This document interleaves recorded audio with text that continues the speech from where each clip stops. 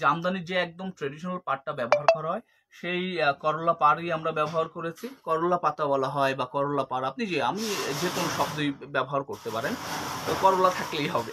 এই হচ্ছে শাড়িটার পাড়ের অংশের কাজটা দেখেছেন। পুরো কাজটাই কিন্তু হচ্ছে সেলফ সুতায় কাজ করা, মানে লাইট গোল্ডেন ক্রিম কালারের উপর লাইট গোল্ডেন ক্রিম কালারের সেলফ সুতার কাজ আছে।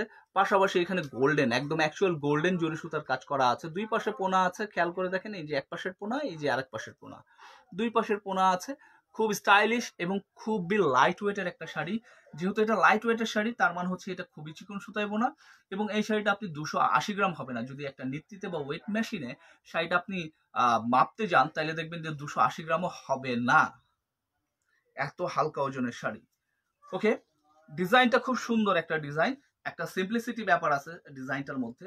যারা একটু সিম্পল ডিজাইনের গর্জিয়াস শাড়ি পরতে পছন্দ করেন, আপনারা এই শাড়িটা নিয়ে নিতে পারেন। শাড়িটা খুব সুন্দর হয়েছে, আমি মনে করি শাড়িটা আপনাদের নিয়ে নেওয়া উচিত।